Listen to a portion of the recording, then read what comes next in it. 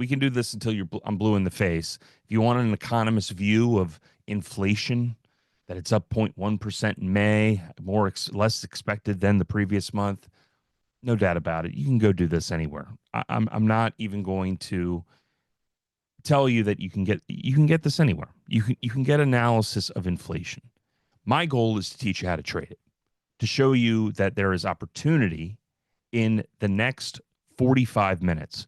And the core thing I want to remind you, when it really comes to these markets, if you are not focusing these 45 minutes, when we get together at 8:45 every single day, if you are not focused on what this market is doing and where you're going to be at 9:30, you are a meal ticket.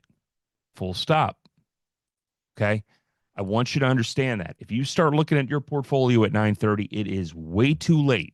So while everyone else is scrambling, trying to figure out what the market's going to do, trying to understand where we're going to go, I'm going to give you 5 tickers today. I'm going to show you exactly what you need to be focusing on. We're going to talk about whether or not momentum is strong, if this is a great day to trade, what the weather looks like. Look, every day is a great day to trade. But I am a meteorologist for the markets. So I need to tell you where the conditions are and where you need to look for in the event that something goes wrong or opportunity breaks out. And I'm going to show you where money is being positioned right now. So if you're not watching us in the morning, you are trading blind. And I know that everybody who was in here, Eric in Northport, I'm looking in the other room. We got Law and Jeff. We got you guys are here every single day. You get it. But I do get questions like, what am I getting out of this conversation today? What are we talking about? Okay, we're going to talk about those tickers. We're going to talk about those names. And then more importantly, I want to lay something down today. I have been in the financial research business for 14 years. I have worked in finance for 25. I know as a financial journalist as well what the topics are on CNBC. I know what publishers are talking about. I know what Forbes is talking about. I know what all of these big voices out there are saying. You need to put your money in this for the next 15 years because it's going to be the most unstoppable trend. Blah, blah, blah, blah, blah, blah, blah. Okay, that doesn't help you because what happens in this environment, you get all excited about AI. You get all excited about the dollar going to zero. You get all excited about all these different things, and then it goes sideways. Why does it go sideways? Because retail traders like us are not who control the market. And if you understand the technicals, you're going to understand the optimal times to be in stocks or gold or different types of trades. And that is what this show is going to be about moving forward. So I'll walk you through a handful of trends, but first, right up front, where is momentum and what are the stocks that you need to be focusing on today? That's it. Momentum, intraday, measurements. We did not update this because we haven't had to look at it in a while. Momentum is strong, 18 on our reading. And what does this even mean? What does it mean when momentum is in breakout territory? Well, I'm going to make this very simple for you. I have a very complex mathematical equation that I follow to understand when to get in and out of the markets. Since 2020, we have not been caught in a 5% drawdown. We have not been caught in any major crisis going back to the onset of February 21st, 2020. This is a measurement of stocks that are breaking out versus breaking down in very specific patterns. And that allowed us on February 21st to tell everyone with confirmation from a very specific ticker that I use to get out of the market on February 21st, to move to cash and to hedge and to avoid all of this. And then when insider buying ramped up and our signal said there's no more people willing to buy at this point, contrarian long, momentum turned positive and on the 23rd, and everybody piles back in. Now we are at this very stretched point in the market. CPI is high, and as I walked through I walked you through on Monday, this market is being heavily driven by hedge funds, a lot of leverage, a lot of concerns about whether or not Funds have to just start buying in order to cover shorts. They're out of position. That can mean, obviously, that this market can rip much higher or it can reverse. And these days like today, which have CPI, everyone gets all ramped up. Everybody talks about what CPI is going to do. As I walked you through yesterday, warning you ahead of time, don't bet directionally. Don't try to move ahead of time because as you're seeing CPI 23 minutes after the announcement, the market has not gone manic on this. But I did, and I have told you in the last couple of days that energy prices and oil prices were longs. And I did walk you through the fact that hedge funds in that commitment to traders report on Friday created opportunities for investors and traders to go long. And I even walked through Apache, which is my favorite oil upstream stock. This has moved from 1710 to 1976. And I made a mistake yesterday because I exited my long call position up 67%. Being up 67% was a mistake for me because this would be up 150% this morning. Okay. These are the types of things that I'm trying to deliver. So, what are you going to be looking at? Well, as I've noted, various ways to trade, focusing on the 20-day EMA, VWAP, volume weighted average price, and you look at things like IonQ, which continues to chop but remains strong momentum.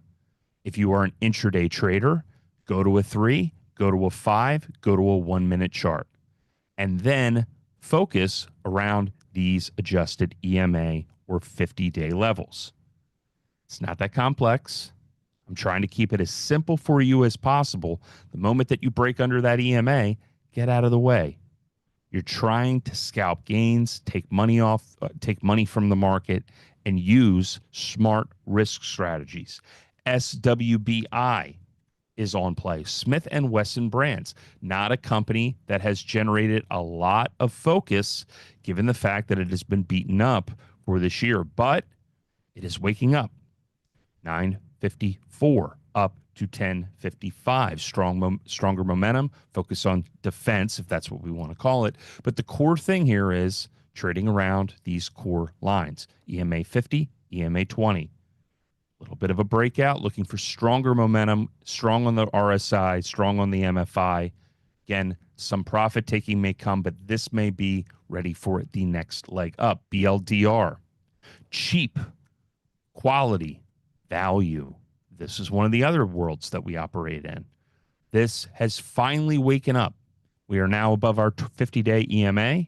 It is a cheap company, very low price to gram, very strong F score, potential breakout here, and we watch all of these indicators, RSI, MFI, MACD.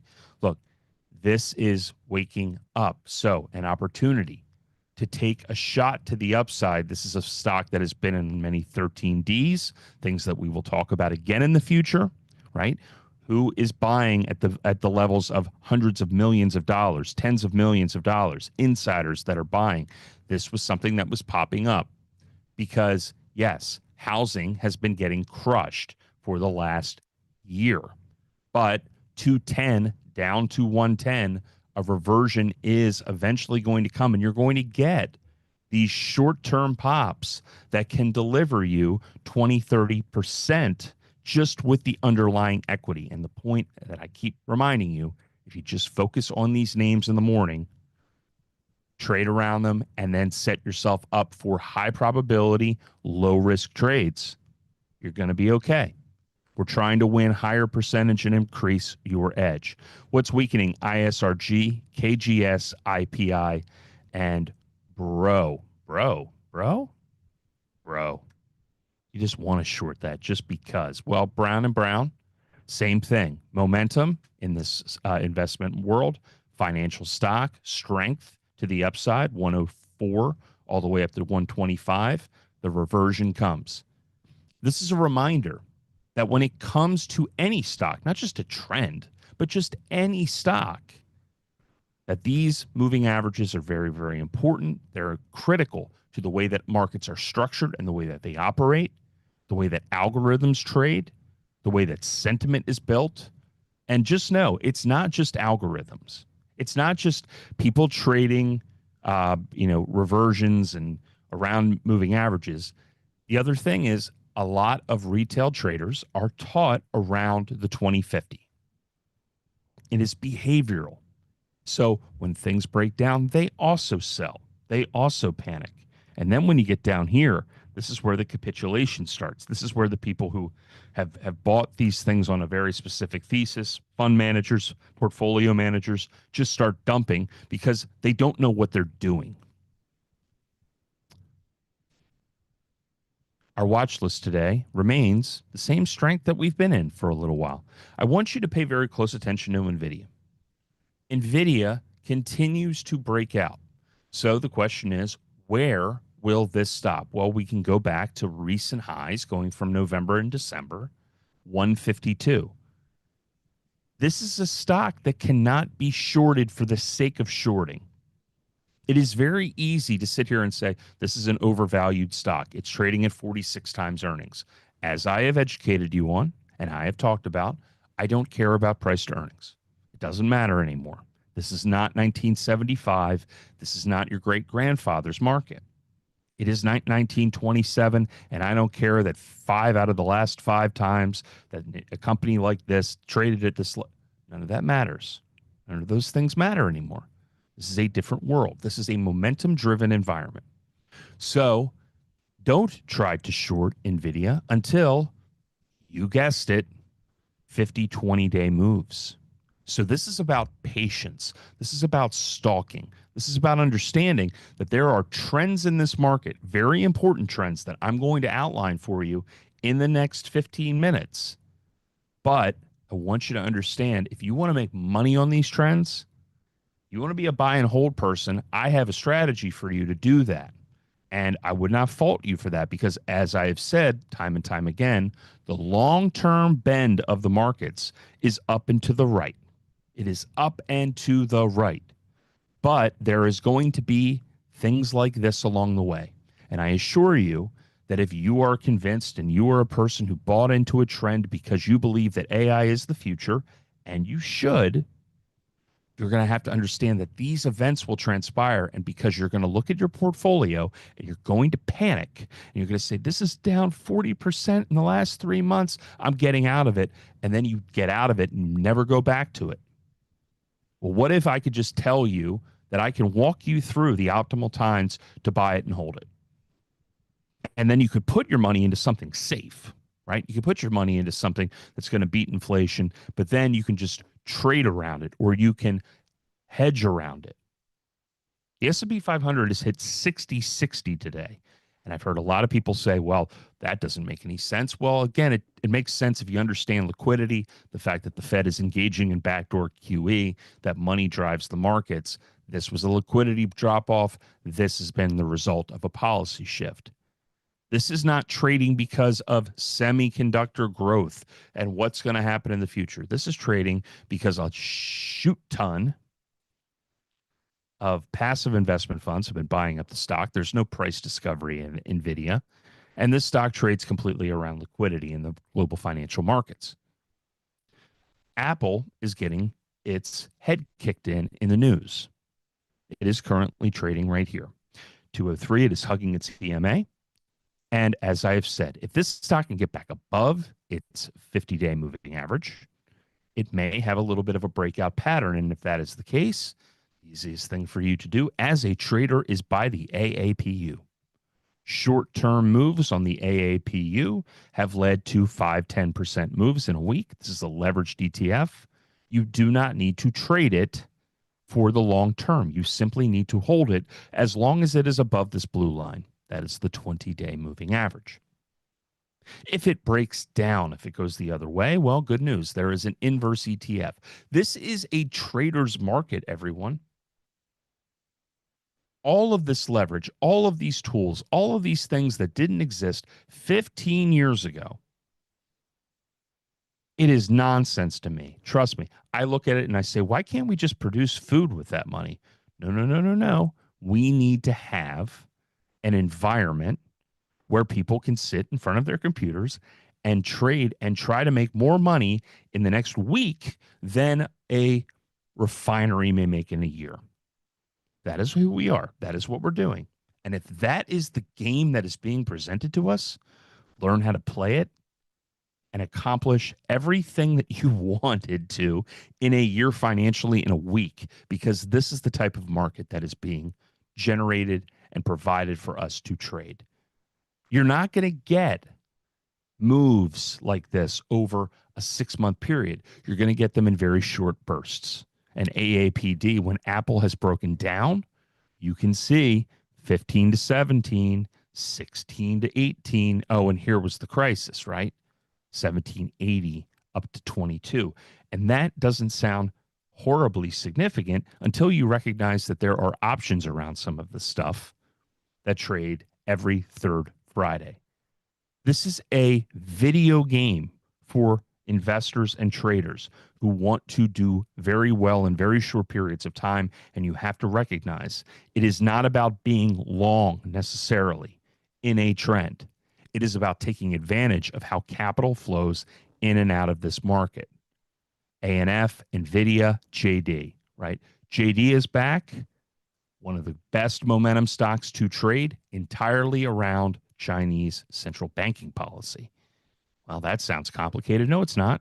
When they engage in quantitative easing or they engage in stimulus and the stock breaks the 20-day moving average, oh, and by the way, I monitor what the Central Bank of China is doing, well, you can have moves like this.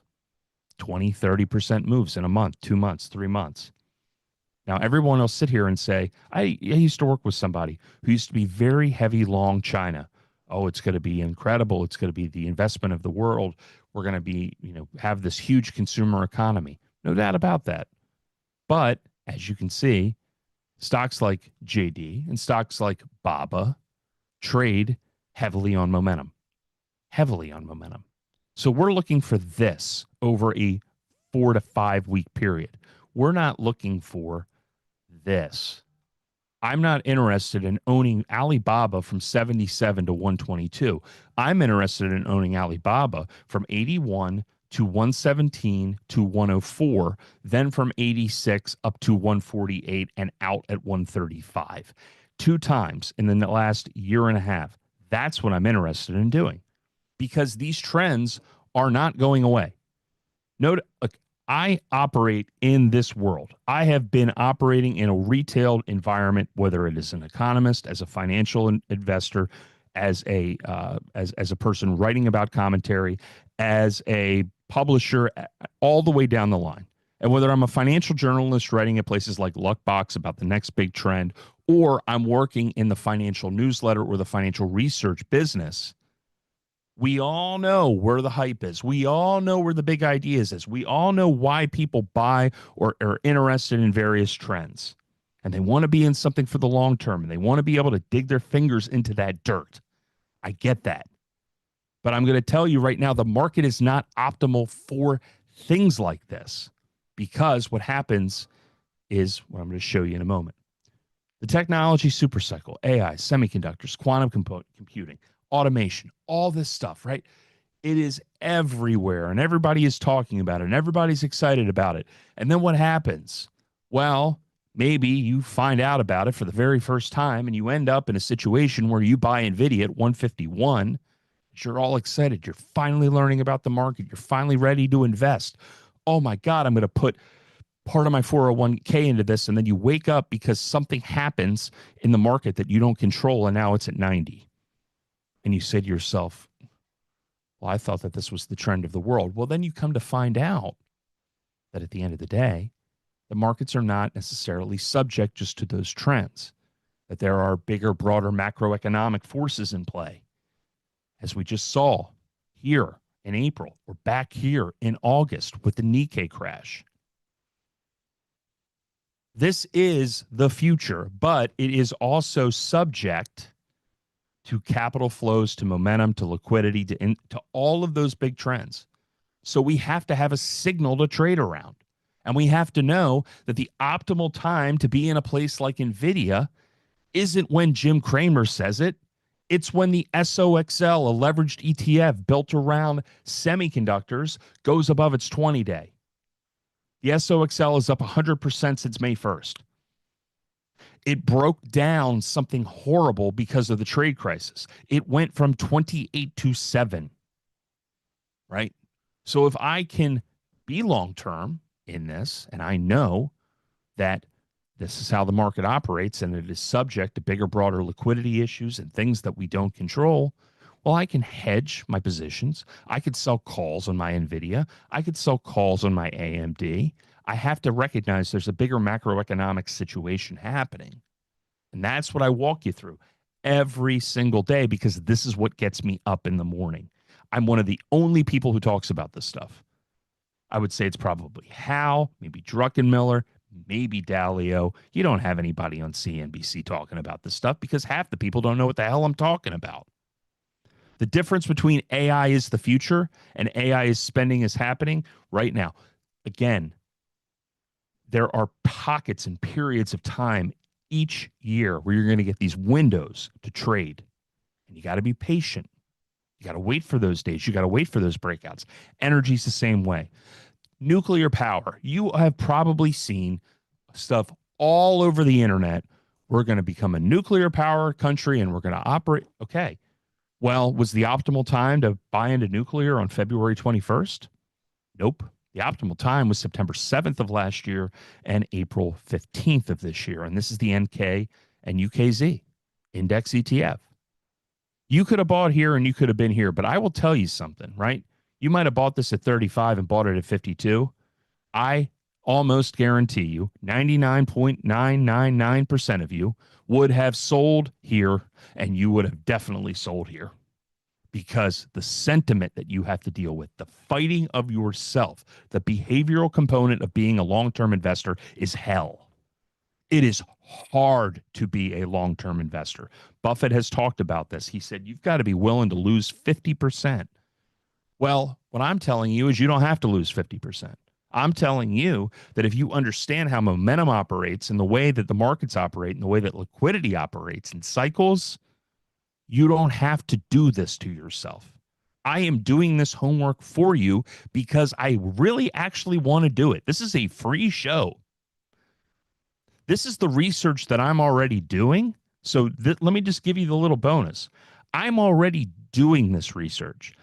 The nice thing about having this show and getting up in the morning and talking to all of you is it's almost like an opportunity for me to practice my view. I get to say, this is my thesis. I'm going to form it out, and I'm going to have a bunch of people in a room tell me, you sound insane, or, wow, that actually makes sense. And then I get real-time feedback, and then we can talk about this. But again, if we focus around these specific momentum indicators, these specific momentum oscillators, the RSI, the MFI, the MACD, the ADX, all that are relevant, and we build it around the 50 and the 20, and we focus on momentum, that I have eliminated all of the mental pain that comes with being an investor and focusing it on the short term. So we'll look at the URA and the nukes, and we can understand when utilities are actually committing capital. And interestingly enough, these breaks, this is where you want to be because this is typically where, right, you want to buy here because this is where it ends up in the cover of Barron's.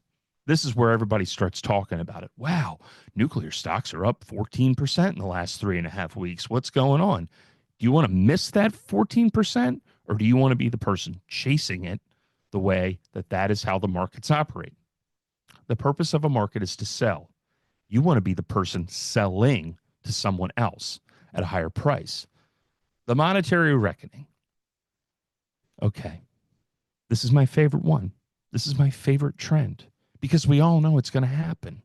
We all know how much debt there is in the United States. We all know that there are significant problems in the U.S. markets. We all understand that we're going to be at $50 trillion, $60 trillion in debt. And I know that you have been on Drudge Report, and I know that you have been on some website and you said, well, dollar's going to go to a 50% drop. And you clicked and you watched a 1-hour video about it and you were told buy gold, get out of the dollar, get into some European leveraged ETF. You've done that. I've done it. I've been involved in this stuff. Again, I shoot these things. I talk about these things because I know that these are the trends. 100%. I just did one recently. I was talking about the issue with the US dollar, and I firmly believe and I know that all roads lead to dollar debasement, more monetary inflation, more problems in the future. And that gold is a phenomenal investment. And I want to be long gold for the long term, no doubt about it. But here's the problem, right? Gold is like anything else. It is subject to liquidity drops. It is subject to momentum. So if you're going to be long gold and you want to hedge, right? If you want to be long gold and you want to trade the moves, trade the momentum that comes with gold, sit out the periods where everybody's kind of freaking out saying, oh, gold's going back to the 1500, right? Well, when's the optimal time to buy it? We can tell you. I can tell you it's going to be when we get that 50-20 break. When we get these moves, in, out, get out of the way, in, out, get out of the way, in, out, get out of the way, in, probably out soon. That's what we're doing. These are still all the same big trends, but they are not defined by the behavioral components of the markets. Credit and capital cycle, same thing. We know that bonds are going to go, yields are going higher. But everything is subject to momentum because everything is still financialized. Everything is the same. Right? There is a difference between a recession is coming and recession trading. And a lot of people will sit here and they'll say, well, I thought that there was a recession coming in the last couple of months. They were told that. And now all of a sudden we're at, 4% expectations. Well, it could have been the HYG back here. If you are a bond trader, it could have been back here when insider buying was significant and it looked like they did everything that was necessary to save the markets because, as I have noted, AIG is your line in the sand. AIG is the proxy. You want to understand in the morning exactly the things that really define this market? I have said multiple times, AIG is the biggest canary in the coal mine in all of finance because it tells us if we are having a refinancing crisis. And right here in February through March, all the people who were sitting here saying, yeah, Trump and the trade, blah, blah, blah, blah, blah. No, actually, the markets were doing fine, particularly globally, because money was leaving internationally, which, by the way, I walked you through because EWG screamed the beginning of the year. The markets went sideways because there was an issue with refinancing and broader liquidity back here on April 4th. So, same thing. Another type of trade, geopolitical alignment, same stuff, right? You've heard about BRICS. You've heard about onshoring. You've heard about things coming back to the United States. You've heard about supply chain nationalism. You know all this stuff, guys. You've watched it. I've written about it for 15 years. Globalization, how we're going to have a China-centric part of the world and a U.S.-centric part of the world. Well, everything trades on momentum. Industrial stocks trade on momentum. Look at GE. Pure momentum. Well, you would not have known that these moves like this on GE would have happened, and you probably would not have stayed in a company as boring as GE Aerospace or GEV or any of these other names because they're boring. But boring stocks, boring industrials are also subject to momentum. So if you want to trade the trend, follow the trend lines, follow the momentum. Make the gains that are possible, have the shot at the gains that are possible in 6 weeks instead of enduring 1 year of this, because algos don't give a damn about the narrative. Algos drive this market. Passive investing drives this market. We are just minnows in this ocean. They don't care about the story. So they are tracking flows. They are not tracking what is being said by Jim Cramer. They are not paying attention to a lot of things that are happening until it's earnings time. Narratives are priced in after the price starts moving, right? Well, it's already happened. Again, the move has already happened. By the time CNBC talks about it, it was already bought and the move already happened. So you trade when the bots move, not when the story sounds good. We are seeing this in real time. Momentum is real and it is also fleeing. Correct ideas can stay unprofitable for years. Value has been unprofitable.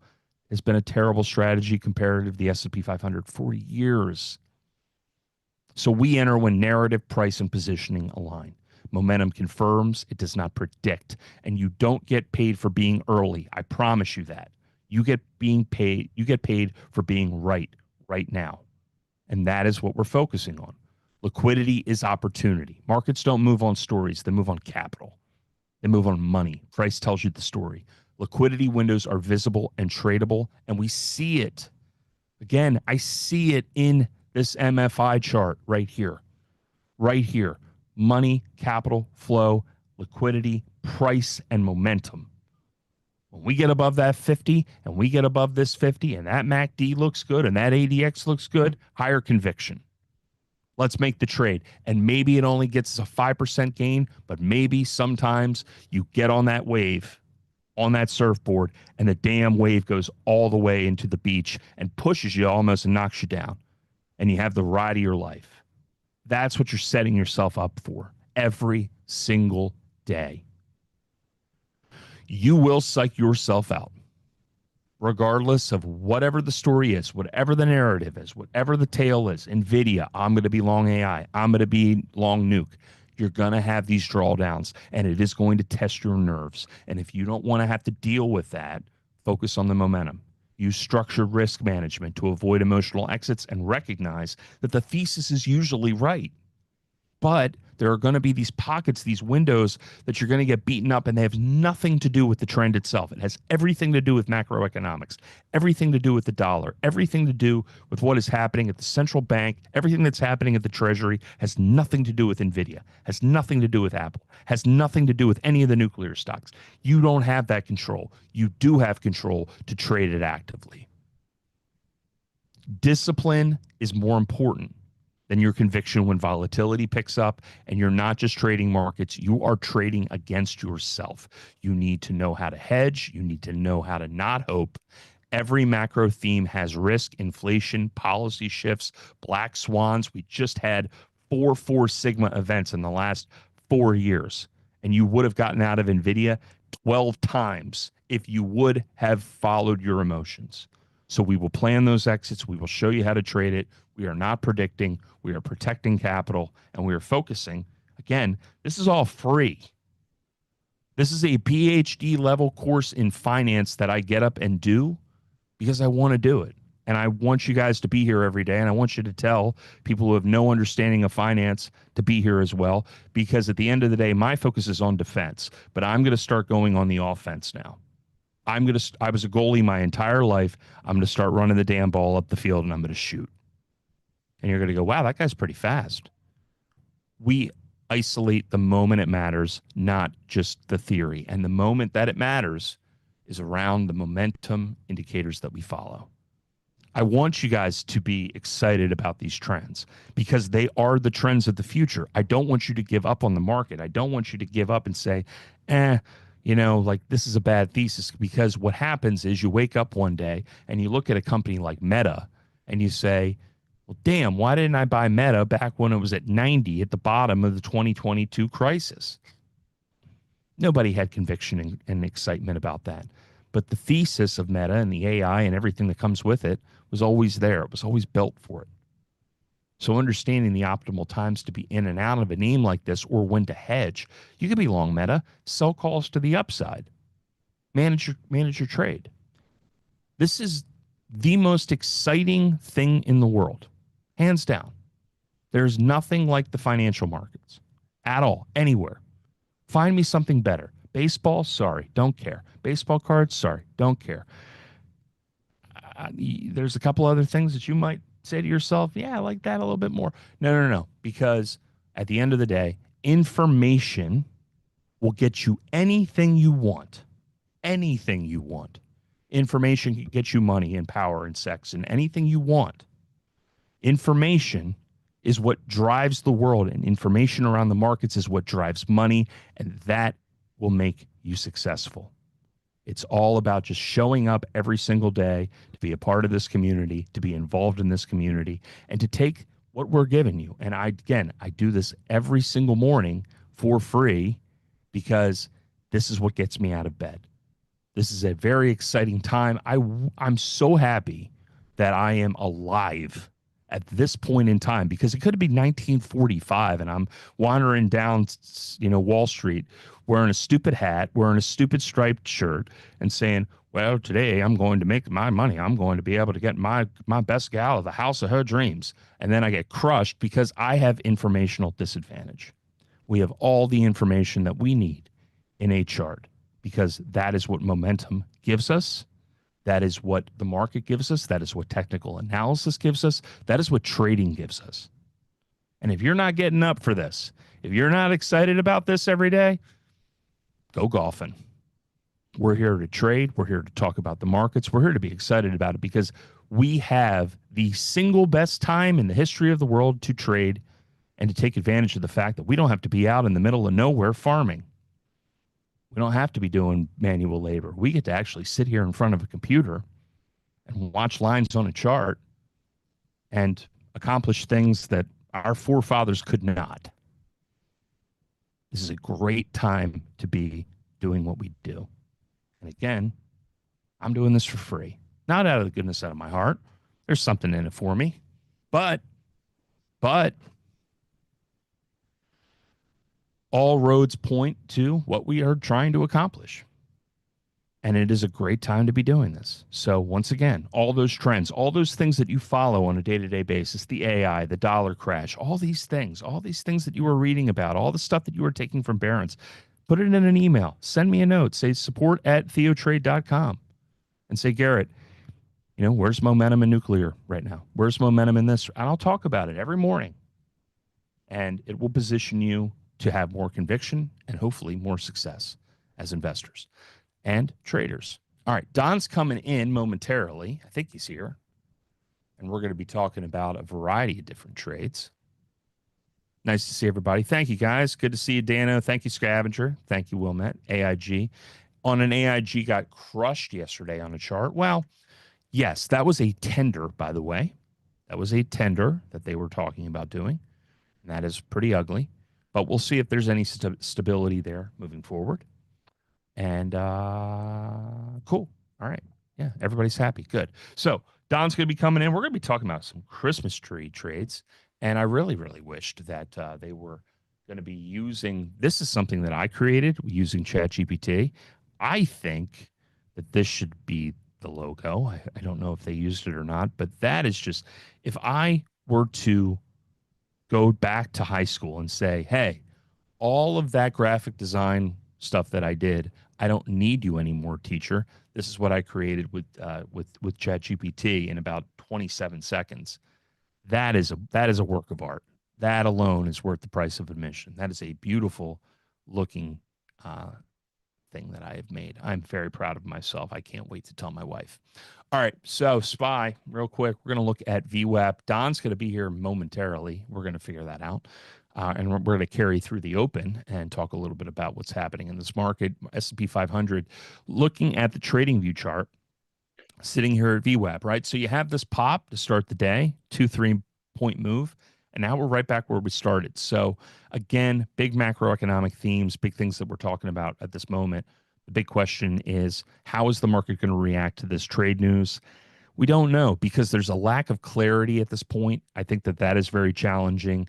All we're going to do again is go back to the thesis that we had on Monday, building around the fact that broader hedge funds, a lot of questions about their positioning, significant amount of hedging, and the fact that there's still money that needs to be sloshed around somewhere. And the question is, are they going to pull the rug or not? And Don is here to tell us that they're going to pull the rug. Why do you think I'm going to say a rug pull? Huh? Because we're starting off on the right foot here, man. You told me that you were going to be first over the wall. You said that, if we went in a different direction, you'd be first over the wall. You're more aggressive trader than I am. I prefer to be the one through the wall, not really over it. Yeah, that's fair. I'm definitely getting pushed through it right now too. So no, this is a little bit interesting. So looking at some of the intraday trade this morning, that CPI, I mean, we ripped to 60.74, right? Cooling inflation, if you believe that narrative, it's okay. If we reverse from here, it would be, this would be a big reversal, which I'll look at a bit maybe after the cash open. We're definitely breaking right now above what is a volatility kind of channel, which I'll discuss, and again, a little bit more extent here after the bell. But looking at this right now, again, we are almost 20 points off the high. The nice thing is that today, there's a little bit of volume being brought with this marketplace, which we haven't seen. I mean, we're doing 250,000 contracts here in the pre-market. For those of you that do trade on an intraday basis, effectively what it says is people showed up. They showed up today. They're going to trade today. The bond market did 83,000 contracts at this time yesterday. Today is clear up to 151,000 contracts. So there's size right now, which is a sign of let's get ready to rumble. Moreover, there is a $46 expected move for today's trading session. So What do you make of the VIX falling this morning? I mean, it's easy to sit here and say that this is built around the CPI data, but also you have China and the United States. What do you make of a move like that? Because again, we're watching oil prices move higher. We're watching things like platinum that are ripping this morning. Volatility back at 17.7. Yeah, with that, we're obviously going to talk about China a bit. The volatility is coming off right now. It's honestly lower than I would have expected, but at the same time that I'm saying that, like, future volatility is still basically 20. 35 days from now, they're pricing the VIX back to, 1968. So this calculation in the near term, they're just basically squashing vol right here, and it's bid in some of the back months, which I'm frustrated by it because I want to take a volatility position right now. I want to get long volatility, and yeah, the VIX. I mean, again, just my opinion, Garrett. It's gotten crushed. Volatility is too low versus some of the price action that I think that we're going to see, and that's a big stance. It's a big opinion to say like vol's a little low. No, I don't disagree with you. And, I've watched a lot of people sell vol and then walk themselves right into poverty. I'm looking at the S&P 500 chart, right? We look at December, 61.65. Then you had the February high. Does that not feel like the optimal place to take the volatility trade instead of, kind of where we are at a little bit in a no man's land at the moment? Are you So willing to be patient for this market to add maybe another 90 points on the S&P 500? I'm not that patient. Okay.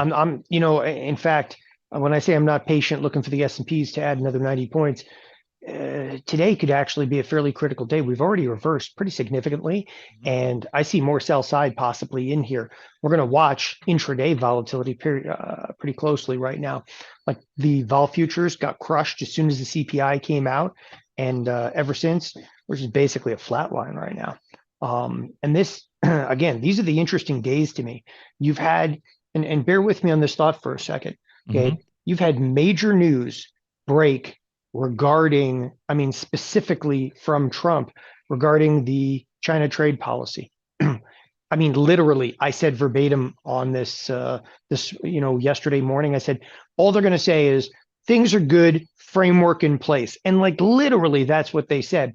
Well, they gave details to the framework, and those details, you would have thought like, holy crap, this deal is done. And the marketplace would have flown. It didn't move. This is the first time actually the market had it priced in, and that's actually been one of the arguments I've had. But look at this. We're going to reverse off this, and I'm never even going to get a chance to trade it live here. Well, that's frustrating. So as we reverse, this is a critical level. I want to get to this, and I promise I'll continue the thought on volatility. Right. But I want to get to this because the critical level that I have is somewhere right around in the S&Ps 60.11, and obviously we're through that. And again, it's what I have often termed, I'm actually going to spend a minute and highlight this. It's often what I've termed a volatility box. And this is, I don't know how much you've tuned in the last couple of days, but it's somewhere right in this neighborhood here. We jumped into it. All the trade that's persisted, that's pretty good. All the trade that's persisted, basically since May 11th till right now, which is exactly a month, has been inside of approximately 150 point range. Even with the market breaking down, you're still encompassing about a 200 point range. So we just popped to the upside of the volatility box. Hmm. Okay. And in doing so, it causes all of these servers to turn on. They have to buy to basically mitigate all the directional risk, implied in any dealer portfolio that's a market maker, the dealer portfolios. And again, I froze the screen, which is actually freaking me out in the first minute here. I'll take that off for a second. So everybody has to hedge in the dynamic of the move to the upside. To see a reversal off of that would be pretty catastrophic for the markets, and we would drop at that point 250 points on the S&Ps. So that critical juncture, it's right, it's here, it's right now. We are reversing on spectacular news. Not only did you have the trade deal with China possibly in place, but you've also got CPI cooling, which everybody's like, yeah, the Fed's finally going to be able to do something, which they're not going to do anything, but that's okay. 100%. I want to go back to something you just talked about. You're talking about volatility, talking about the VIX. Just a general curiosity, because you're an expert in volatility. The VIX measures the S&P volatility over the next 30 days. It's our fear gauge. It's what we're talking about. The VIX skew, right? How much traders are paying to hedge on a market drop. We're at 141 right now. What is your viewpoint? If you're looking at the VIX skew at CBOE right now, is demand skewed toward puts? Is it skewed toward calls? What's happening in that environment for vol? Yeah, one of the most interesting things what I look at is, yes, I do look at the skew in VIX, but even more than that, I actually look at VVIX, which is volatility of the vol, because that one always sticks out like a sore thumb if there is a lot of hedging activity going on. And for those of you that have, and we'll discuss this in a little bit more detail here, for those of you not aware, the VVIX, which is what I'm looking at right now, it's the volatility of VIX. And when you're looking at like VIX, the actual spot VIX, which is 16.5, which is, again, it's lower than I would have thought it could have gone right now. But when you look at it, it's not a great gauge of anything other than an equation in the SPX. The better gauges of where vol really are looking at like volatility futures because they're tangible tradable products. But the VIX options themselves are based on the volatility futures. And this VVIX is actually measuring volatility of VIX. So professional trade uses VIX, to hedge their portfolios. Effectively, they go out there, they run out, they buy calls, yada, yada, yada. And if that's occurring, the volatility should start to head back to the upside. Well, it turned yesterday. Interesting that if it turned yesterday and there's some follow through today, and all I'm doing is just pointing out volatility, collapse, and it's on the bid. Usually the VVIX will turn up before the VIX actually makes any strategic moves, because it's not like VVIX is foretelling that there's risk coming. It's just, look, there's cheap volatility in VIX right now, and because it's cheap to hedge, they do it. It's the bottom line. Like, people want to come up with all these, well, this is going on, that's going on. They come up with like narratives for it. But the truth is, like, I looked at this yesterday and thought to myself, hell, I got to buy some volatility here. And I haven't had a great time trying to find a trade to buy right now in VIX. And it's a really funky time. And that has to do with what we often term contango. It's a huge contango. It's just like they're already pricing in that the market is about to explode with volatility. So there's times I will take trades in VIX. And I've actually got some on right now. I've got volatility futures trades on. I got VIX trades on. They're going quite nicely, but it's not easy always, because you know the VIX is going up. I know it's going up, but it's so does everybody else, and that makes it tough. So it's been a while since we've had an opportunity to be on air live together, and I get an opportunity to ask you a question completely unprepared. I'm gonna throw you into the gauntlet a little bit. I've talked about. I just 6 minutes in and limited coffee, man. Today's the day, man. I'm gonna take over the screen because I just want to show you this. This is yesterday's SPY move. This is the SPX, right? And I've talked about this during. Did you take over the screen here? I did, just briefly, if that's okay. Yeah, no, it's good. Okay. It's good. So, just to show you this, because I would like your professional opinion on what is happening here. This is the SPX, and I've been talking about volume weighted average price, right? 1 minute volume weighted average price. The moment we get down into the fourth deviation of price, this is turning around and reversing. Right. Yep. So optimal for zero date if you want to speculate around the 599, because I want to talk about your zero date strategy. You've looked at charts, you understand your pricing action. What the hell is going on here? What is driving that behavior that we get down into the fourth deviation of short-term price and all of a sudden the market turns around and just rocks higher? One of the most interesting things is if you look at like algorithmic trading right now, which, on the retail side, not a lot of people do. Like most people have no idea what that effectively means. It's computers trading. And it's literally, they don't use a version of AI like you and I think about. Like it's like, it's not like a computer going to chat GPT. It's too slow, right? So what they do use though is a version of like machine learning. And one of the single most frequent things that they would key in on and continue to key on is VWAP. So the VWAP is one of the most pivotal areas. That, and if you look at like Corey does some of this, and a lot of Blake and its volume profile. So it doesn't surprise me at all that we're actually seeing these like deviation bands and us pinging back and forth. That basically lends itself to exactly what I was showing you a moment ago in the S&Ps, where literally we're stuck in this volatility box and it's a relatively tight range. And we've seen more and more of that activity in recent years. So the real, crux behind it and what's actually causing it, it's the zero DTE options in the SPX. It's because their dealers are they're hedging against them so much. If you think about that, it's people say a self-fulfilling prophecy, right? If you look at this enough, it'll actually come true. Right. Well, the self-fulfilling prophecy here isn't really a prophecy.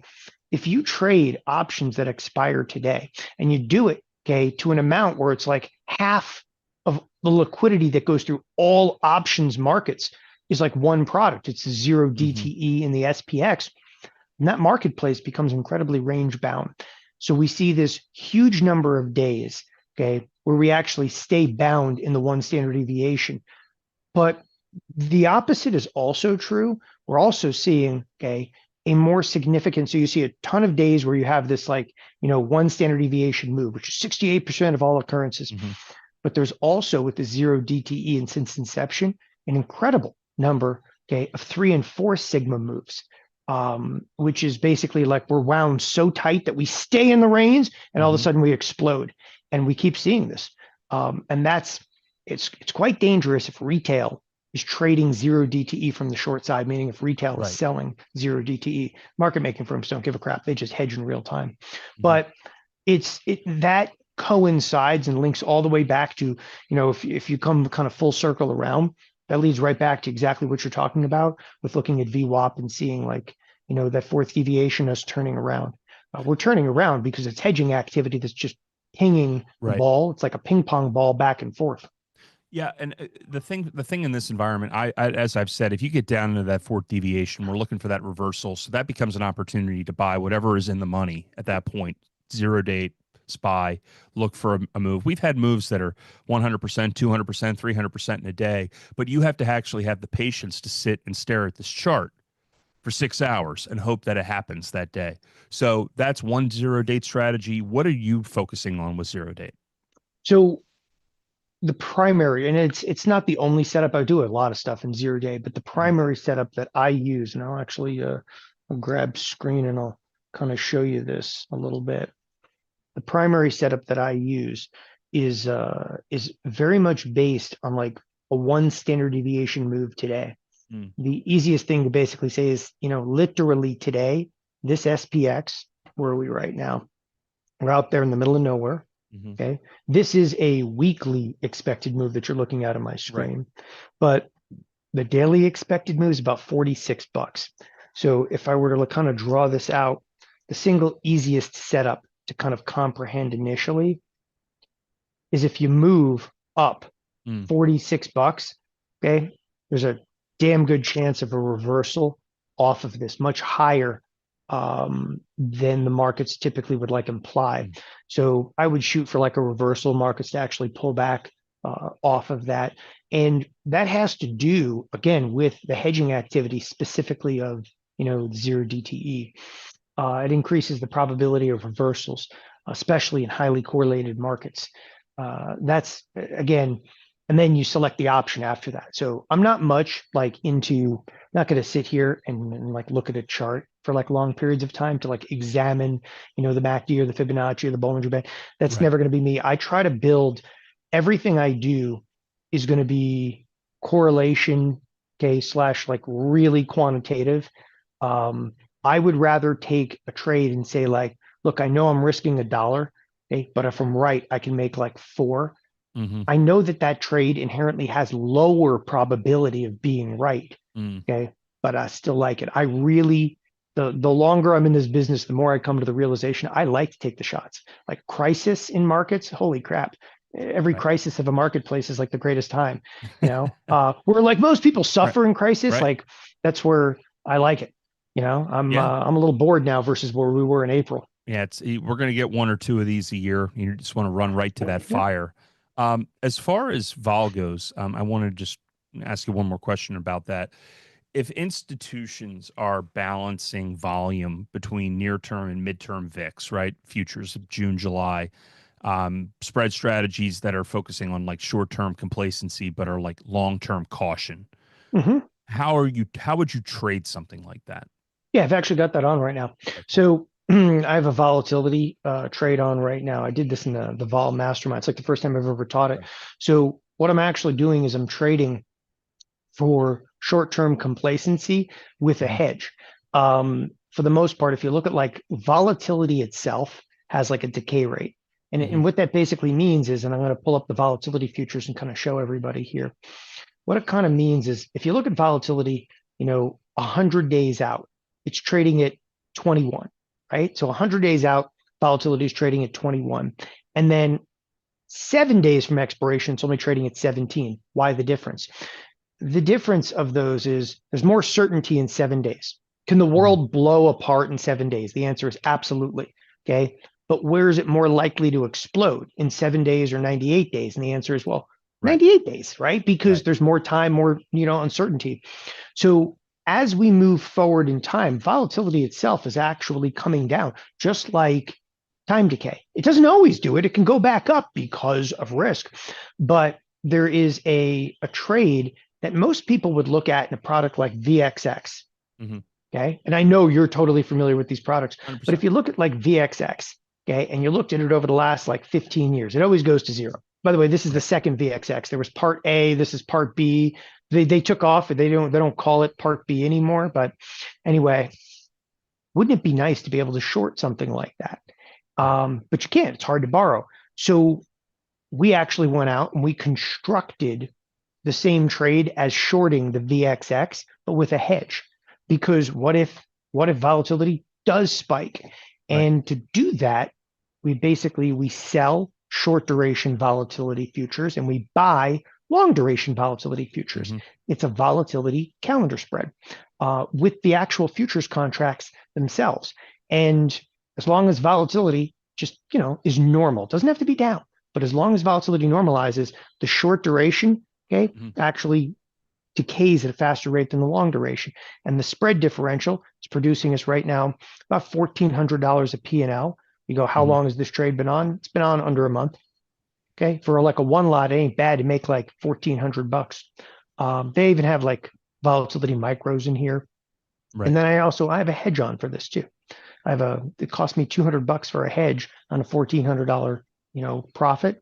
I'll take Right. that all day long. Yeah. And the hedging is obviously critical because I look at you know what I focus on. I'm always looking for what's the next crisis and where is that around the corner. So if I go back to a February 21st where the VIX starts to move much higher, or I look at March 26th where it absolutely explodes, you're hedged ahead of this. I know plenty of people who have picked up pennies in front of the steamroller with VIX Yep. and I've done it. I've absolutely done it. blown Yeah. up. And it happened to a friend of mine recently in August when the Nikkei blew up and thought that this was going to be easy money. So walk through that hedging process, because again, it's a great strategy until it's not anymore. So having the focus on the hedging and having the focus on the risk management is really critical for anybody who ever trades volatility.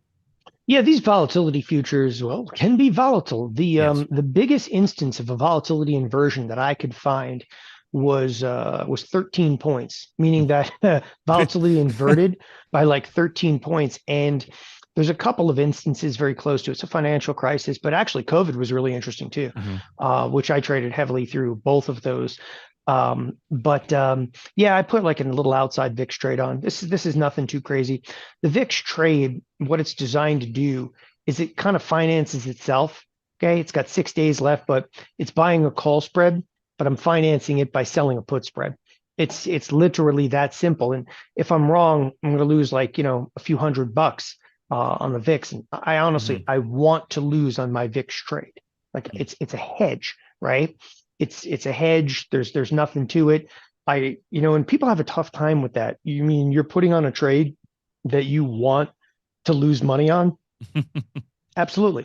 Yeah. Because I'll tell you what, this thing provides me a nice pad if volatility explodes and my other trade, starts to come apart a little bit. This is going to be almost actually a perfect one for one hedge, unless volatility shoots above like 40 or 50, which is anything is plausible. Like Can anything's you can plausible. you give Yeah. us the math behind that though? Like, what are you willing to lose in order to make X? Yeah, so on the volatility futures, and again, this is a trade that we have never, like the first time I ever explained that trade was in this volatility mastermind I did a couple of weeks ago. But like literally, okay, the trade itself, it has some substantiated risk if markets are just to outright crash. And I sat down and ran a couple of scenarios specifically on that, and I needed about $1,000 of hedge to make it worthwhile. The interesting thing about a trade in the volatility world is this vol trade that I have on, and again, without going into incredible depth on it, but this trade I have on right here, okay, will make money, you know, probably 11 times out of 12. Hmm. That's around the statistics that we have. Like if you put this on for a year, and I like the reason I'm using 12 months on there is, or 12 is because it's on like a monthly trade. But if you put the trade on for a year, you usually have about 1 month that you're going to lose in the entire year. And the cool thing is if you get through, a year or two, basically using a volatility calendar, even if the marketplace erupts against you, you've collected enough premium over the consecutive months to cover any losses in here. But when we're first putting it on, I tend to actually hedge it just to make people feel a little bit more confident, a little bit more comfortable. But to be honest, most of the time in this volatility trade, okay, I actually really don't hedge. Why not? I'm teaching people to hedge because I think it's a Hmm. smart thing. I personally don't hedge because I have other stuff on and I'm short the market. So if we crash, I might lose money on volatility, but I'm making money in other products that I'm actually short. So it's a little bit of like a catch 22 in there. And this stuff gets deep. I mean, this is the depth of like, these volatility futures are so alluring though that it's how trading firms get sucked in. They just do the trade and it's just too big and they can't hang on to it. And, everybody kind of freaks out when volatility explodes. But volatility futures, for $10,000 of margin tied up, making 1,300, 1,400 bucks on a percentage basis versus a margin, it's pretty damn good for Hmm. that kind of capital tied up for doing absolutely nothing. Like the trade isn't really managed at all. A couple days before, I'm just going to close it, open the next one, close it, open the next one. Very cool trade though. All right. It's So yeah. Go ahead. no. So we're looking at near all time highs. We're right back within range, which I think is very surprising to a lot of people going back to April. And we know that we operate in a world where fear dominates. What do you view at this moment as that next? I don't want to use the word black swan, gray swan, but like what in your view is the thing that could drive volatility much higher? I mean, a lot of what we're seeing right now is it's all tech all the time. Right. You get one company in here, whether it's Apple, whether it's Amazon, that were to warn. And again, when you're trying to find that catalyst to basically drive like a huge market reversal, it's crazy. It's crazy to even like, it could be today's CPI, CPI cooled, we reversed off of it. But I do not see the performance, out of like an Nvidia as being realistic. I mean, Right. this thing has returned basically to all-time highs. I just don't see the performance being, real in here, other than the fact that we're squeezing a little bit higher. Right. But you start looking at stuff like financials, okay? They can't get out of their own way. Even the XLE, even though we got our pop in the XLE, can't get out of its own way. It's nowhere near some of the highs that the market was at. The market right now is once again rested on the back, okay, of degenerate spenders and a whole lot of squeezing. I brought Right. up Meta for that degenerate spending Sure. comment. It is. It doesn't exactly make me feel warm and fuzzy. Yeah. I mean, and so again, if I'm looking for a catalyst, something tech oriented, it doesn't necessarily have to be like people will throw money right now at this AI trade, Hmm. okay, just because they said AI. I saw a statistic last night that showed it was almost 60% of the S&P 500 mentioned AI in their latest Yes. conference calls. Yes. Yeah. I mean, what do they just do? It's a buzzword now. Okay. What do? I make tires, but AI tires. Okay. I mean, like that's what we've Yeah. come down to. And is anybody really monetizing it right now? Other than Nvidia, who doesn't even build AI, they just build crap to be in AI. Right. Like I got a lot of problems with you people. Like I got problems with it. And it's not that I don't believe in AI. I mean, holy crap, I use that thing every single day. Okay. Right. I literally sit here and have conversations with was it Grok? Okay. Yep. What's the name of the assistant on there? Do you ever talk to Grok? No, I talked to Claude. Oh, Yeah. see, I use Yeah. Claude, but only for development type. Hmm. Yeah. So the reason I bring that up is that, you know that we have similar backgrounds and like similar educations, but have operated in different places. And you're viewing it from I think, a very unique, world of the trader's view of like it's going to be a catalyst around one specific sector. I go back to just the fact that I've studied every financial crisis since the Roman Empire, and I'm holding a copy of Mania's Panics and Crashes. And if you read this book, every crisis pretty much before 1870 focused on what the safest asset in the world was. And the safest asset in the world was land.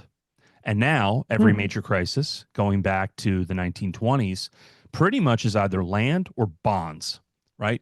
The 10-year bond, which is supposed to be the safest asset in the world. If we go back and we look at the last 6 years, I'm COVID, opening up the full COVID, Monty in here. yeah, Yeah. COVID, what broke? The bond market. Yep. 2020, gilt, what broke? The bond market. 2023, Silicon Valley banking crisis, what broke? The bond market. 2024, Nikkei crash, what broke? The bond market. What just happened? Bond market. So it seems to me that there is something bigger in play. It's going to probably remain the focus are on the long term premia that we have 10, 20, 30-year bonds, possibly seven at some point. And people kind of ask me, like, what's the end game? The end game is where the 1-year bond, nobody wants to touch it, right? People don't want to touch T bills because that's considered dangerous, like we're Argentina.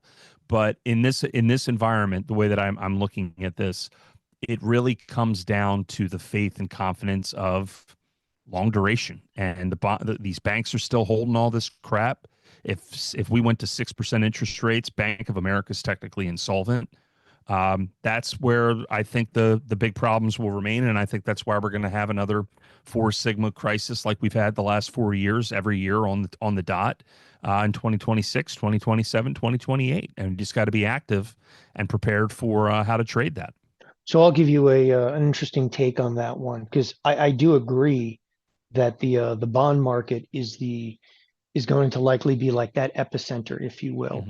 Hmm. Um, but I have a little bit of a different take.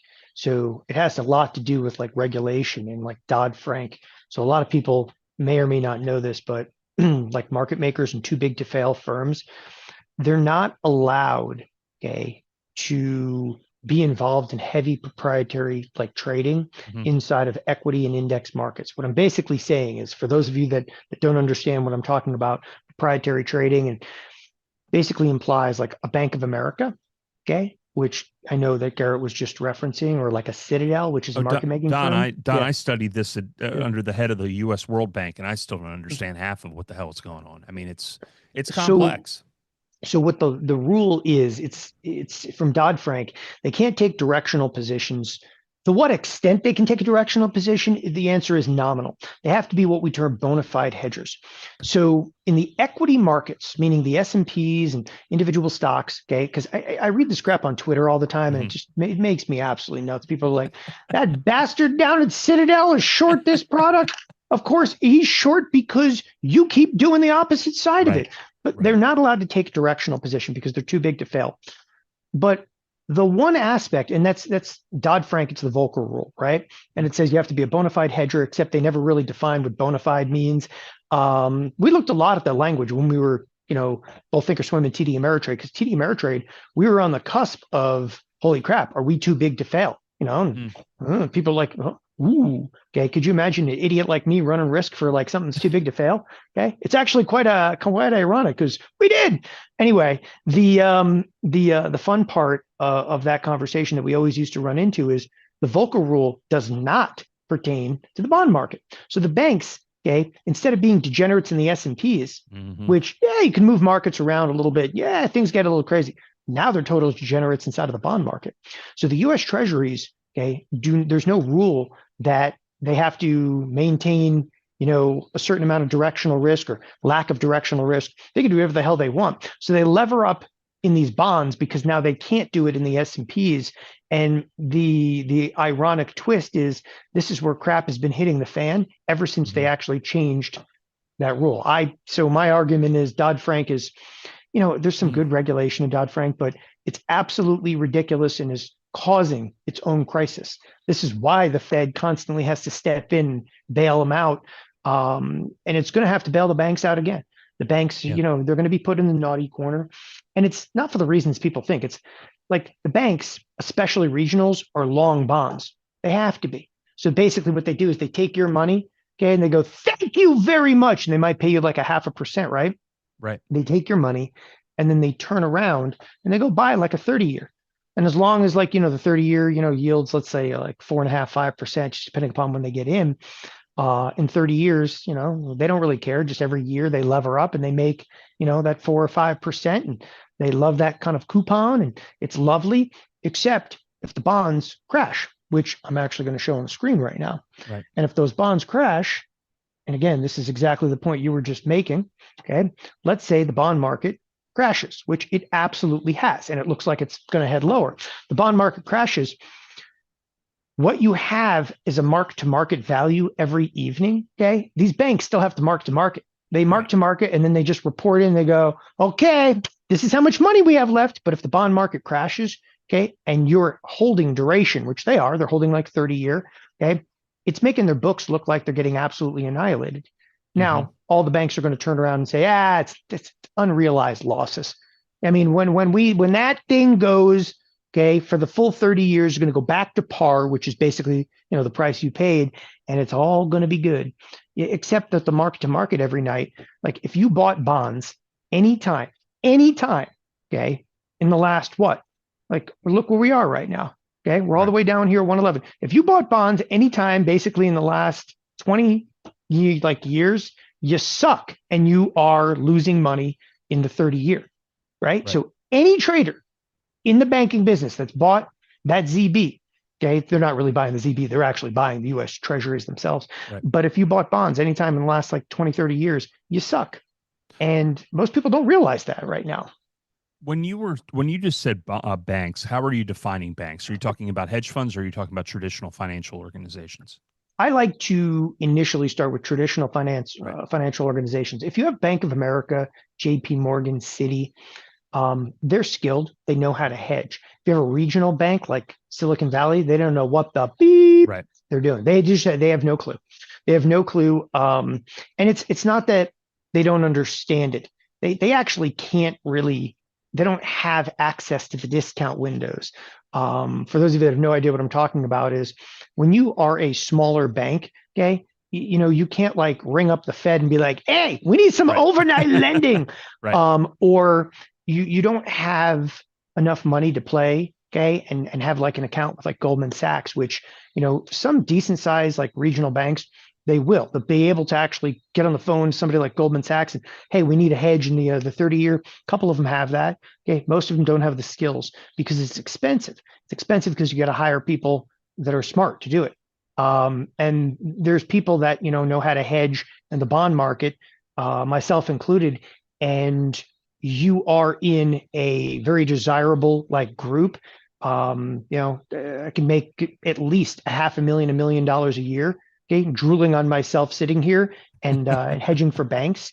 It's actually a pretty good career because I have a buddy that when he left Thinkorswim TD Ameritrade, that's what he does. That's what he does. He just trades, bond markets and so forth.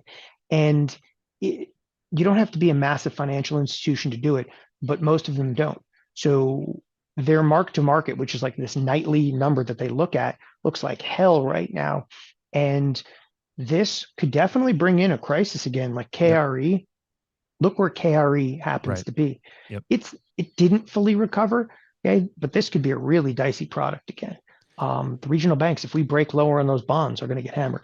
It's interesting. Somebody sent me an email the other day asking about the DPST, which is the leveraged regional banking fund, and that like momentum looked like it was returning to the regional banks, but there really wasn't volume here. So KRE, that's the KRE and DPST are basically the same thing. It's just there's much Yep. more leverage in the other. Um, the thing about you bring up Dodd-Frank because Dodd-Frank, I worked in DC when it was being written. I was consulting for JP Morgan at the time, and wow, I wish I hadn't done that work. But with that said, everything You is worked for like an evil empire. That's I almost as no, bad as like my story's insane, and if it would take up your entire day. I the will. only thing that's worse is you could work for like ExxonMobil, like up in Oh, Alaska. no, That'd be the only oh thing worse. no, Don, Yeah. don't worry. I did that as well because Oh that my was while the gosh. BP oil spill happened. So I worked for JP Morgan to help them consult on Dodd-Frank, and I worked for the American Petroleum Institute during the BP oil spill. So I left. I quit. I was told not to come back because I was asking way too many questions. But the thing about Dodd-Frank, that is backward-looking regulation. Everything that the Fed does is backward-looking. Fed proposals to, on Treasury and futures hedging, that's actually being thing to backstop that.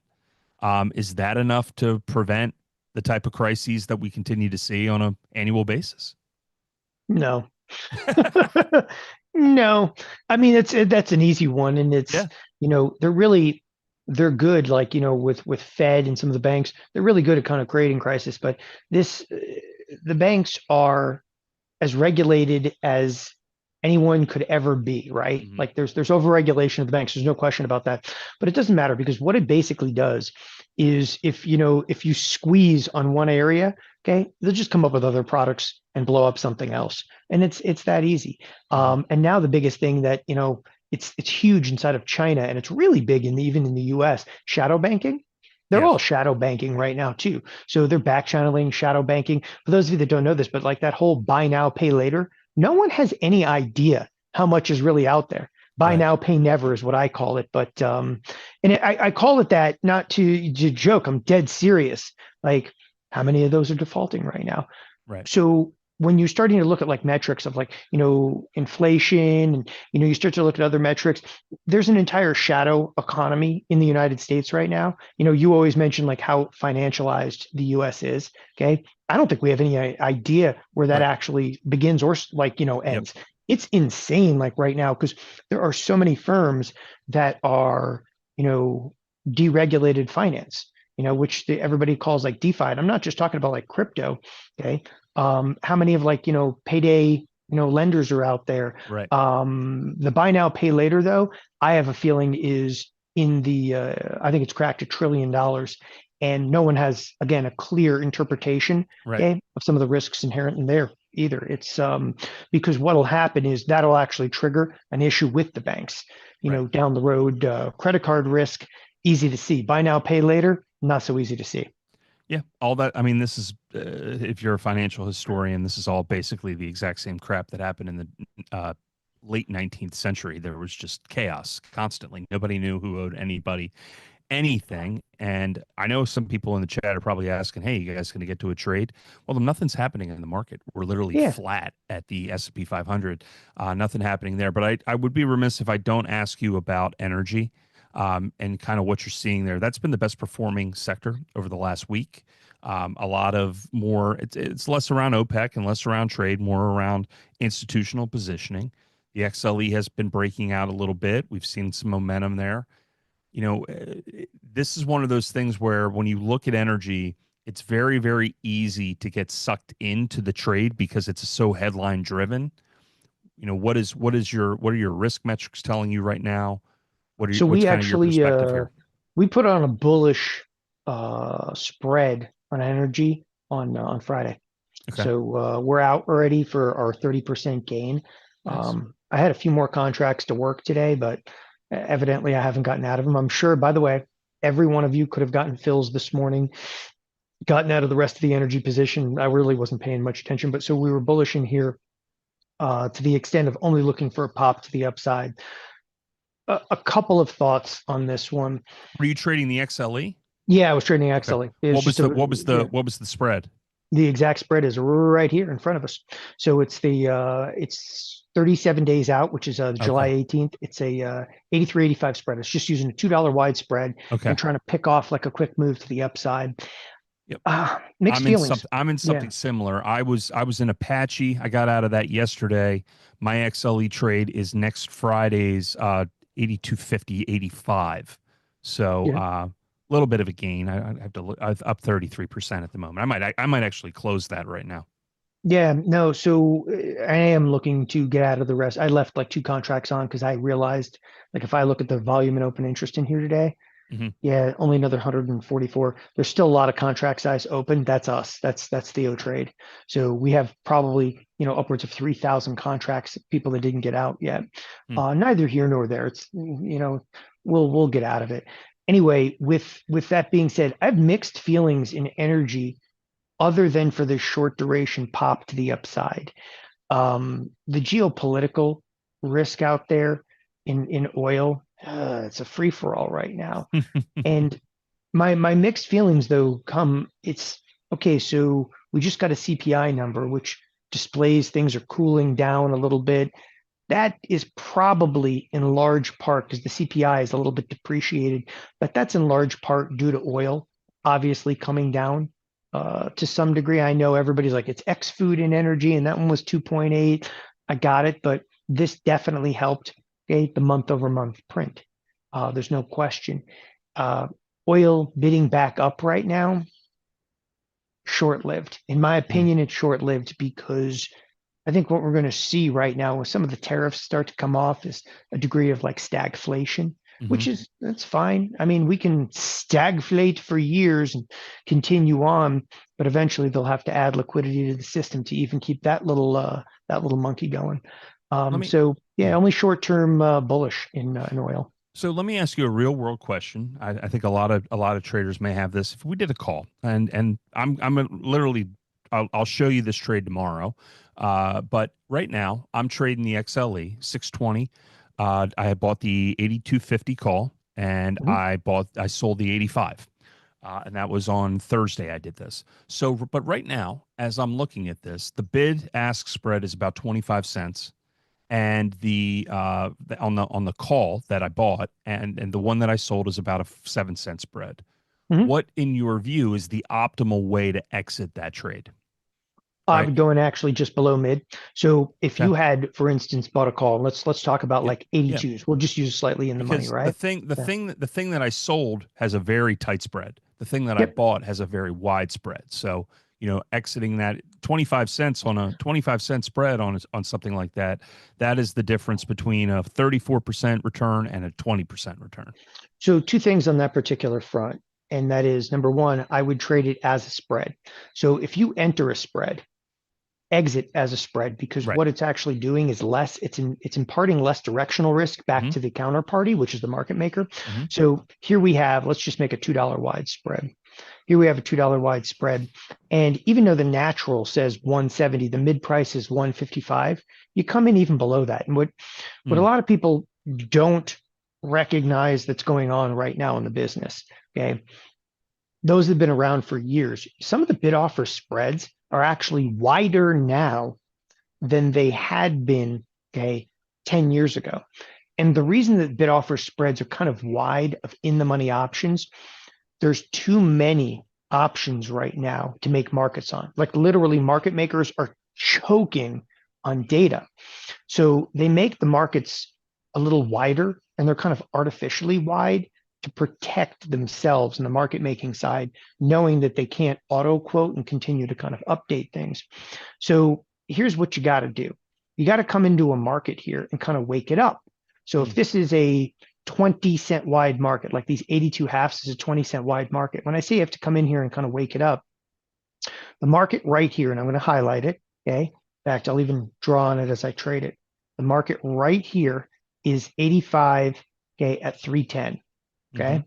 Now, if I come in there and route an order to buy, and forget about selling, doesn't really matter, but if I come in there to buy, okay, let's say I want to buy, I'm going to wake this market up by actually putting in a 291 bid. Now, I'm not going to fill at 291, but it's going to move this market to 291, okay? And they actually just jumped it to 294, which is ahead of me. Look, I just tightened up the market by just routing an order. Because what I'm telling the electronic eye that's watching this marketplace, okay, I'm telling the eye that somebody is actually coming in. Now, I canceled my order. You'd be like, oh, okay, so it didn't even do anything. Right? Watch, we're going to tighten it up again. Now we're moving in 5-cent increments because we're above $3.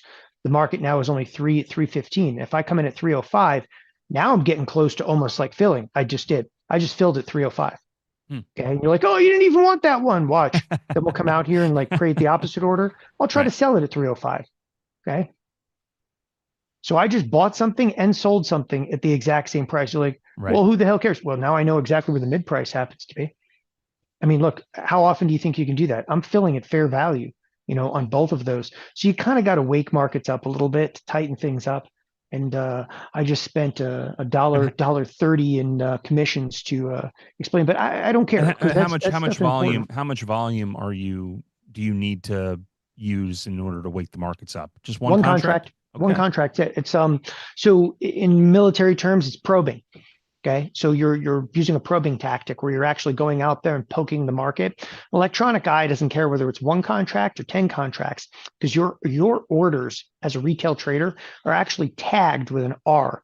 And in the options market, the R actually takes preferential treatment over the broker dealer, which says BD. So when your order flies through like Charles Schwab pipes and so forth, it's literally tagged with an R. They know it's retail. And even if it's a one lot, the retail has to go jump to the front of the order. So it's kind of cool to do that. So I'm out of that position 32.8%. So thank you for the education on how to exit this properly. Yeah. And that, again, that's the difference between 32% and 28% or 25% in the proper way to enter and exit positions. It's so critical. Like one of the skills in the business, people spend a lot of time and they always ask me the question like, oh, what's a good book on trading? And the analogy I always give them, I'm literally sitting right now, less than 20 yards from like the edge of a fairway in a golf course. And, one of the lessons I always give them, like, you could read a book about golf, you're still going to tee off and suck. Execution is the unspoken and probably most significant area of retail success or failure that as a trader, you can't just have knowledge in the head, because that it doesn't necessarily translate to trade execution. And I've had over the years traders that worked with me and for me that were great logical thinkers, and we would actually take their trades because they weren't good at execution. They actually there were trading firms back in the 70s and 80s where they would hire brilliant people and they put all the brilliant people, okay, in like a nerdery upstairs. And those brilliant people were calling functional people down on trading floors. So you have to kind of bridge that gap when you're trading yourself, between, you could be smart as can be over there, but can't trade your way out of a wet paper bag. We got ourselves a problem. You got to step up and you got to not be afraid to trade. You got to So be, execution is important. that ES chart that you're showing me, just showing on the screen, is very similar to the chart that I'm looking at right now, which is Tesla. Yeah. And I want to ask you about Tesla because last Thursday I woke up, had this kind of liquidity gap. I said it's time to short Tesla. I was not expecting a 16% move in a day, but we got it. And then certainly enough, all the covering started. And now this thing is moving back up. Feels like we might retest that 360 level. What are you seeing right now in this stock? Because it's I think it's the most fun stock to trade in the market. By far and away. Absolutely. It is. It's the most, and it's because, there's Elon drama. Yep. Like we want to trade the symbol, but trading Elon drama is just Yeah. as important because if anything happens to him or he finally walks away from Tesla, it's not, it's not going to be the same company that it was. Yeah, my fraternity brother designs all the cars. I don't think that he has the personality. Yeah, it's exactly. You have to kind of have that. Um, in the near term, I think that there's a lot of headwinds for Tesla. In the near term, like, look, as much as I, love the product and so forth, okay, we're only 6 weeks removed for them burning cars on a lot, which thankfully everybody's forgotten about. By the way, I've driven a Tesla now. I've driven a Tesla since 2018. But you drew Honda on the back of yours, right? Yeah, Yeah. I saw that one too. The Cybertruck that said Toyota on the back was actually great. So I've driven a Tesla since 2018, and I've literally it used to be scary, like driving one like in 2018. You have these big like trucks, okay, and I'm talking like the crazy like dually people. Is anybody here crazy dually people from Texas?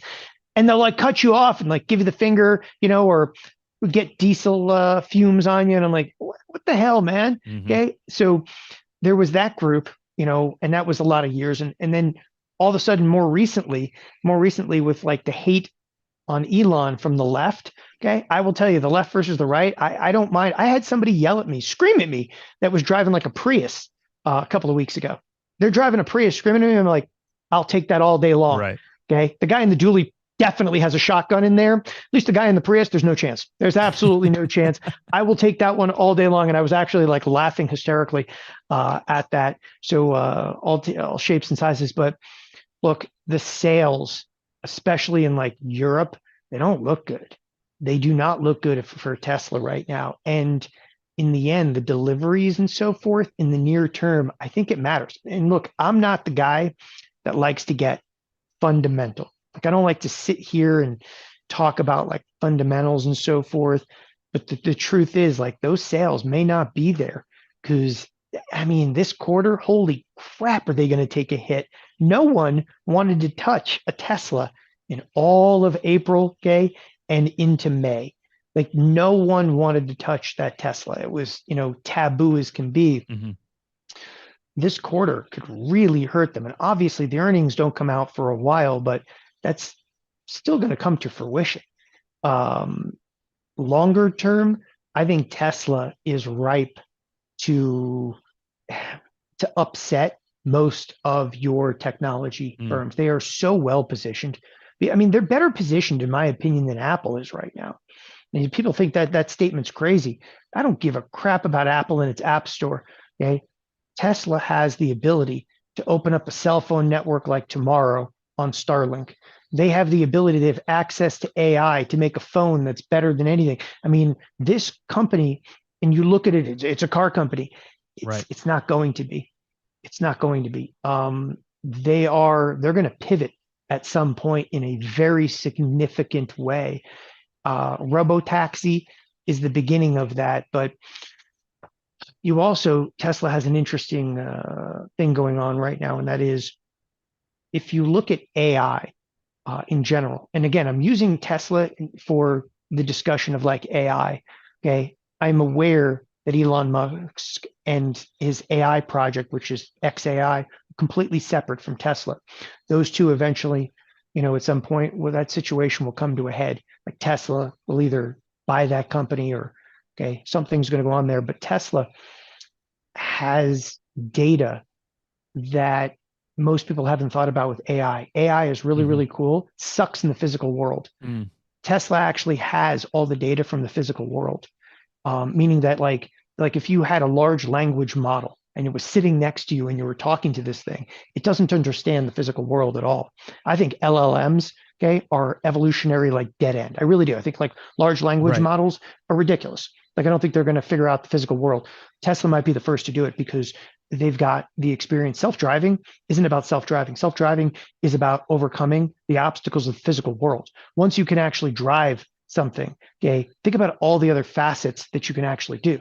That's how you make your robot walk around, Mm. and it's about the physical three-dimensional world that is going to be imparted upon in models in the future. So again, long term, okay, the story for Tesla, as long as Elon Musk can actually keep himself under control, which is I'm not sure he can. Right. Okay, and it is a story in Tesla about Elon Musk. I'm not sure the man can actually keep himself under control. If he can, okay, they've got an incredible future. They'll disrupt most of the big technology firms. If he can't, it's it'll be actually one of the biggest flame out stories of history. And I'll Hmm. own a car that there's nothing to plug it into. Right. Can't wait for that one. Yeah. Uh, What are the chances that he keeps himself under wrap? oh, 0%. Hmm. Ketamine will do that. Um, one last person to talk about because we did chat about his company earlier. Jamie Dimon just came out, said that the U.S. economy could soon deteriorate. Dimon is on what feels like a speaking tour. Wouldn't shock me if he's got a Dalio style book coming out soon. What are you making of Dimon coming out with the warning on the bond market, which I found a little disingenuous given the fact that JP Morgan has made more money off of quantitative easing than any other bank. Yep. But now coming out and kind of being this spokesperson of the apocalypse. He's getting ready to retire. Okay. That's my real feelings is I think you hit it right on. He's getting ready to retire. There's going to be books, there's going to be tours, there's going to be speaking engagements. You would think at this point making 20, $40 million a year, and he's, his salary is somewhere over like $20 million a year, but they would actually forego, that need.